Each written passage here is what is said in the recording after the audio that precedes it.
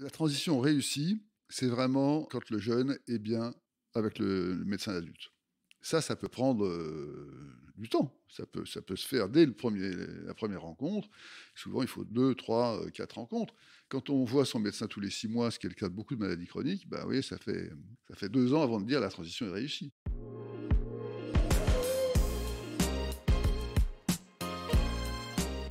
Franchir, le podcast de la transition ado-adulte. Salut, moi c'est Lola, je suis journaliste. Il y a quelque temps, j'ai rencontré Saliou. Saliou a 20 ans, il mesure plus d'1,90 m, il vit à Sarcelles, en région parisienne, avec sa mère et sa sœur. Il passe tout son temps libre avec son pote Baba, il adore bricoler J'avais mis des LED simples. et s'occuper des animaux. Je vais te présenter mes poissons. Alors, par contre, je me rappelle plus du compte. Il y en a 1, 2, 3, Et aussi, Saliou est diabétique. 4, 5, 6. Il y en a 6. Il a été diagnostiqué il y a maintenant 5 ans. Du coup, là, je vais remplir mon réservoir. Je vais le remplir d'insuline rapide. Au début, il a été accompagné par de nombreux médecins qui l'ont aidé à vivre avec sa maladie, d'un point de vue psychologique, mais aussi pour gérer ses différents traitements.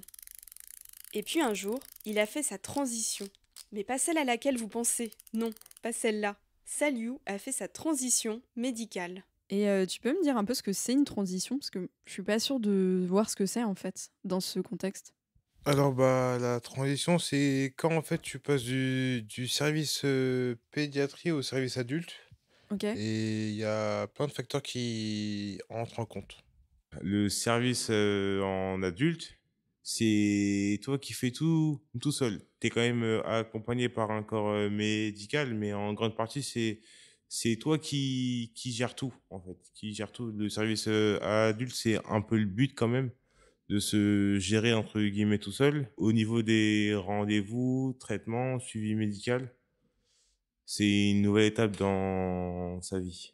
Je pense que pour passer du côté adulte, c'est propre à chacun dans le sens où chaque personne en fait a son degré de maturité en fait et se sent prêt à passer en adulte. Pour ma part, j'ai voulu passer en adulte assez tôt. Je voulais le faire tôt parce qu'en fait, je me sentais prêt. Parce que l'adulte, c'est un autre monde par rapport à la pédiatrie en fait. Pour être franc, au début, c'était dur. Mais ensuite, j'ai réalisé beaucoup de choses et je me suis dit qu'il y aura pas toujours mes parents derrière, donc autant que je prenne mes responsabilités et faire les choses seul, quoi.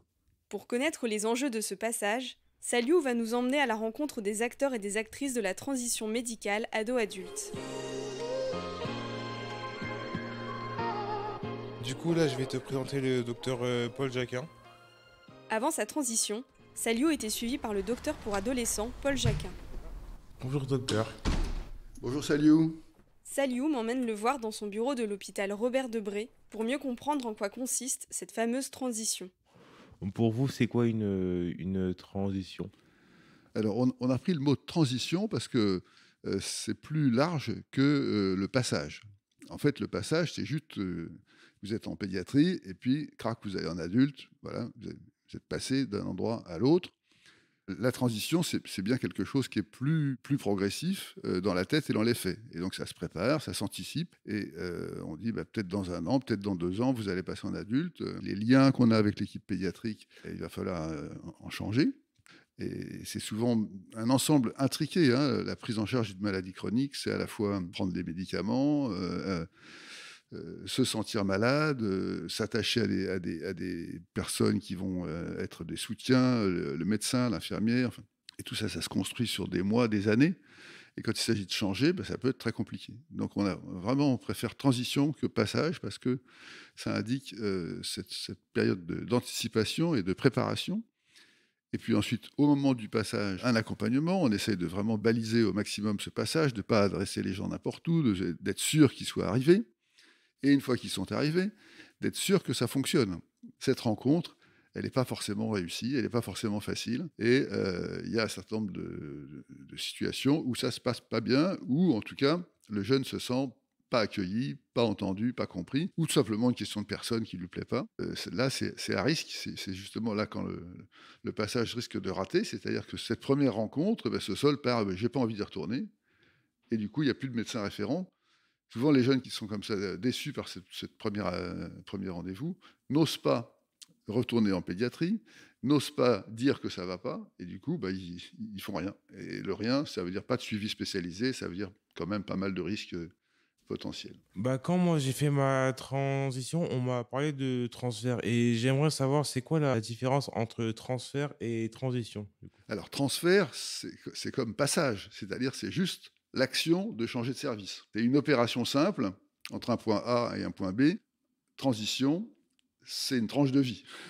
Donc là, il y a une vraie différence. Et alors donc pour cette transition, il faut que le jeune soit dans le soit volontaire. J'imagine, on peut pas lui imposer de faire sa transition à tel moment. Alors ça, c'est fondamental. Une transition, ça suppose que le jeune lui-même, que ses parents aussi, acceptent de se représenter le fait qu'on va changer. Tout simplement, pour les gens qui sont suivis depuis des années, il faut souvent 2 ans entre le moment, l'idée, un jour vous allez passer, et le moment où ça se réalise, de façon à ce que les gens se sentent capables de le faire, plus autonomes. Il faut que le jeune ait acquis une certaine autonomie, parce qu'en médecine d'adulte, la place des parents ne sera pas la même, s'ils ont une place, ce qui n'est pas le cas partout. Donc il faut vraiment s'y préparer et donner son avis pour le choix. C'est-à-dire que c'est pas...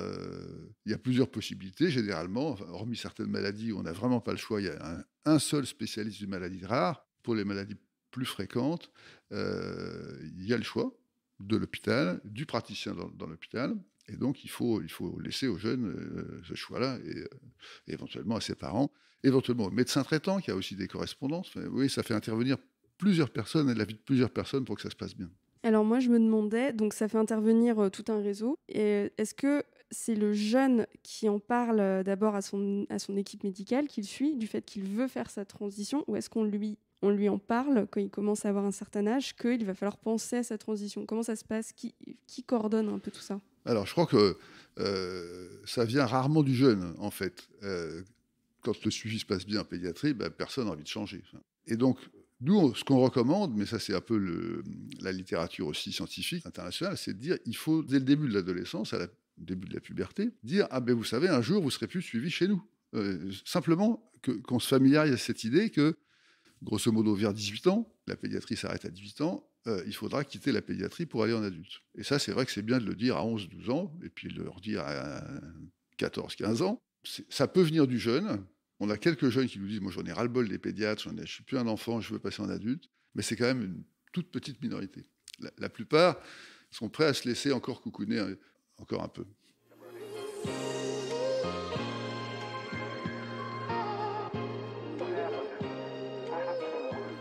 Après notre rendez-vous avec le docteur Jacquin, avec Saliou, on s'est posé une nouvelle question. Comment se passe la transition des jeunes qui ont des maladies rares? Car si certaines maladies comme le diabète sont assez bien connues et traitées par beaucoup de médecins, c'est loin d'être le cas de toutes les maladies chroniques. Oui, Saliou, alors qu'est-ce que tu voulais me dire? Nous partons à la rencontre de Célia Crétol, qui est chirurgienne, viscérale pédiatrique, mais aussi coordonnatrice MAREP, le centre de référence pour les malformations anorectales et pelviennes rares, basé à l'hôpital Necker. Alors nous, on a déjà vu le docteur Jacquin pour parler de transition et avec Lola, on se demandait si ça se passe de la même manière pour les personnes qui ont une maladie rare. Alors, c'est très variable. Je pense pas, depuis plusieurs années, que c'est un sujet qui m'intéresse beaucoup, qu'on puisse faire des généralités. Et je dirais que chaque cas est différent. C'est vrai pour toutes les maladies rares qui sont extrêmement différentes. Mais on peut quand même distinguer, je dirais, 3 catégories. Il y a d'abord les maladies rares, mais qui restent quand même assez fréquentes. Dans le sens, par exemple, de maladies qui sont à la limite d'être des maladies rares, comme par exemple la drépanocytose ou d'autres maladies connues finalement d'un peu tous les spécialistes, y compris les spécialistes d'adultes.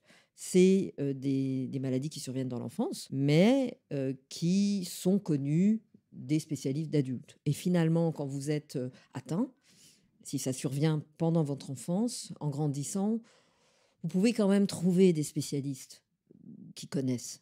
La deuxième catégorie, je dirais que c'est des maladies plutôt rares, mais qui ont eu, entre guillemets, la chance d'être prises en charge par des médecins qui s'emparaient du sujet et qui contactaient leurs collègues d'adultes, si c'était encore une fois des maladies qui survenaient dans l'enfance, et qui bricolaient un réseau. Et puis, il y a les cas, ce sont des parcours de soins orphelins. On parlait des maladies orphelines, on parle des médicaments orphelins. Il y a vraiment des parcours de soins, des parcours de prise en charge orphelins, dans le sens où il n'y a pas de spécialistes d'adultes, aussi fou que cela puisse paraître. Je pense que ce qui est le plus difficile, en tout cas une des choses les plus difficiles pour les patients atteints de maladies rares, c'est de perdre le suivi avec un praticien auquel ils ont donné leur fidélité et leur confiance. Et c'est là tout l'enjeu de côté médecin, de notre côté, c'est de lui faire comprendre que la personne à qui on l'adresse, c'est une personne aussi de confiance. J'ai un patient un jour qui m'a dit, je lui ai dit, ça va, tu accroches avec ce praticien que je t'ai présenté. Il me dit, mais si vous me le présentez, j'ai confiance. Et ça, c'est très important, je pense, parce que la confiance, c'est le socle de ce qu'on appelle l'alliance thérapeutique, c'est-à-dire de ce qui va faire qu'on écoute son médecin et qu'on essaye de, quelque part, un peu lui faire plaisir. Et quand on a connu un enfant tout petit, voire même nous, à la naissance, c'est dur. Je pense que c'est une des grandes difficultés pour les patients, de quitter ce médecin. Et à nous, l'enjeu, c'est vraiment de lui transmettre cette confiance dans la personne pour que lui-même ait confiance et n'interrompt pas son suivi. Mais ça, est-ce que c'est pas le cas pour tous les patients qui ont des maladies chroniques, pas seulement ceux qui ont des maladies rares ? Tout à fait. Je parlais avec une maman récemment, de son médecin traitant part en retraite. Et elle est suivie depuis toujours. Elle me dit, c'est notre médecin de famille, il est ultra investi, il nous a vu grandir, il part en retraite et c'est une vraie rupture. C'est une vraie rupture et c'est très dommage qu'en ville, souvent, malheureusement, avec le manque de médecins, on ne puisse pas instaurer ces consultations comme nous on fait dans la transition. Beaucoup d'entre nous font des consultations communes avec le futur médecin d'adulte. C'est tout à fait vrai. Hein, dans toutes les maladies chroniques, on s'attache. Il y a un lien qui se crée forcément et c'est là-dessus qu'est basée notre relation. Quand on fait une ordonnance, pourquoi il irait suivre notre ordonnance, le patient, et pas plus que celle d'un autre? Parce qu'on a confiance, on se connaît. Pierre Canouic, qui est un pédopsychiatre très investi dans la transition, disait la transition doit être une séparation sans être une rupture de soins. Rupture. Et d'ailleurs, moi, je dis souvent aux jeunes, donne-moi de tes nouvelles. Vraiment, ça me fera plaisir. Et on s'en donne. J'ai des nouvelles où il y a un bébé, ils font une grossesse, il dit tiens, ça y est, j'ai réussi presque quelque part. C'est hyper touchant.